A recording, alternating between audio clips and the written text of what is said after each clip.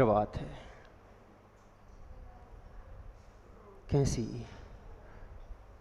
पक्षी आकाश में उड़ता है, पक्षी आकाश में उड़ता है और वह भवन जमीन में बनाना चाहता है, घोंसला जमीन में ही बनाता है।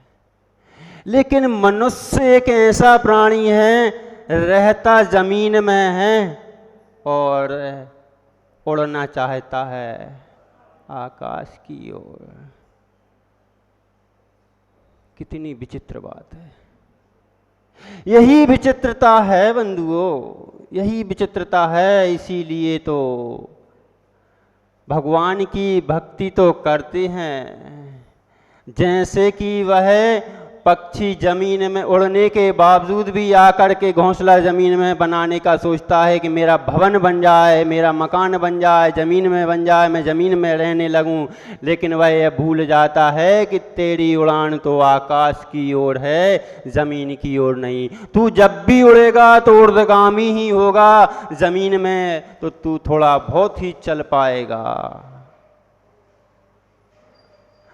और मनुष्य तो चाह कर भी नहीं उड़ सकता, वो कितना ही चाह ले, मन के द्वारा कितना ही उड़ ले, लेकिन वह उड़ता तो है, लेकिन आकर के ठहर जमीन में ही जाता है, जमीन में ही रुक जाता है।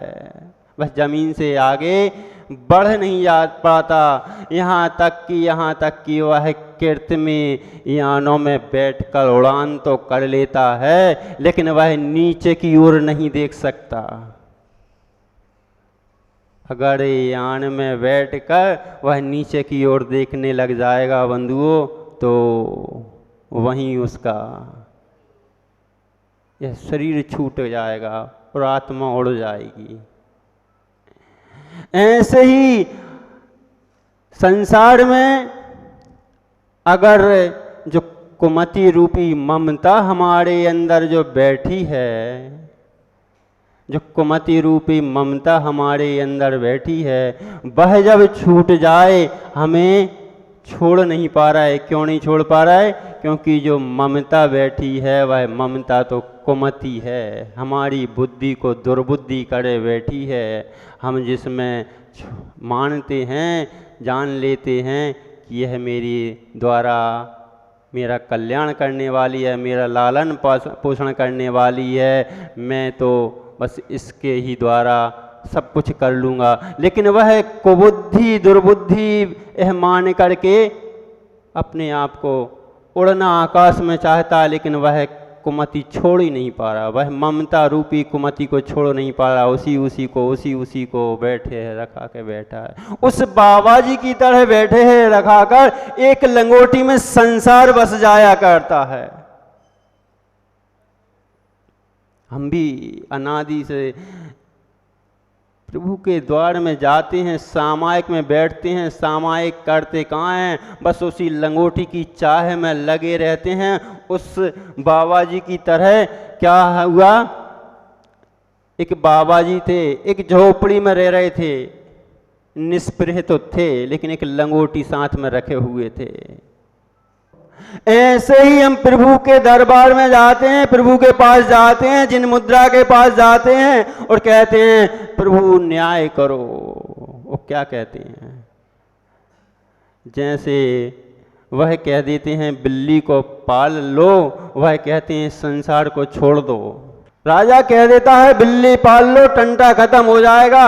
वह बाबा जी कहते हैं अच्छा बहुत अच्छी बात बताई, बिल्ली ही पाल लूंगा, लेकिन लेके कहां से आऊंगा? राजा जी कह देते हैं ये बिल्ली लो। ऐसे ही वह चैतन्य स्वरूप भगवत स्वरूप भगवान आत्मा बैठी हुई कहती है मेरे इस मुख मुद्रा को देख लो, इसका चिंतन कर लो, तो आपका ममत्व छूट जाएगा। बाबा जी खुश हो जाते हैं, खुश होकर के वह बिल्ली ले आते हैं। 2-4 दिन तो बिल्ली अच्छी रहती है, चंगी फंगी रहती है। उसके बाद जब खाने पीने को बिल्ली को कुछ नहीं मिलता तो वह बिल्ली भी सूख जाती है। अब बाबा जी को चिंता होती है कि पहले तो चूहा की चिंता थी, लंगोटी काटी थी, अब तो बिल्ली पाली है, अब इसके लिए भोजन की व्यवस्था कहाँ से हो। वह फिर से दरबार में पहुंच जाते हैं। आपने किया तो बहुत अच्छा राजा जी, मगर जो बिल्ली मैंने पाल के रखी है उस बिल्ली के द्वारा अब बिल्ली को भोजन नहीं मिल रहा, वह तो बिल्कुल दुबली पतली हो गई। वह बिल्ली दुबली पतली हो गई, अब क्या करें। अरे इतनी सी बात है, एक गाय पाल लो, एक गाय पाल लो, बहुत अच्छा। क्या करेंगे पाल करके? अरे तुम्हें दूध खाना और उसको खिलाना। वह कहते ये भी बहुत अच्छी बात है,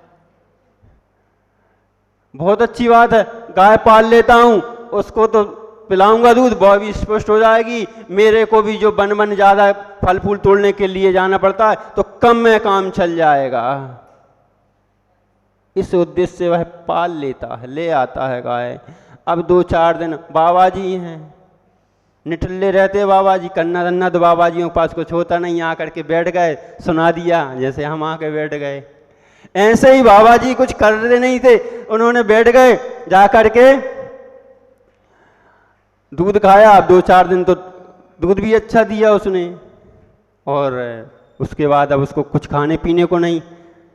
तब फिर कहा, फिर पहुंच गए दरबार में, बोले महाराज गाय तो आपने दी, दूध पिया, लेकिन अब वो भी दुबली पतली हो गई, क्या करूं। बोले कुछ खिलाओ पिलाओ। अरे मैं खिलाता पिलाता हूं तो मेरे फिर भजन पूजन नहीं हो पाती, इसलिए मैं थोड़ा कम खिला पाता हूं। अच्छा, तो बोले शादी कर लो, तुम्हारे लिए झंझट खत्म, तुम भजन पूजन करना और वह गाय की रक्षा करेगा, उनको भोजन आदि देगा। बाबा जी बोले ये तो बहुत अच्छी बात बताई आपने।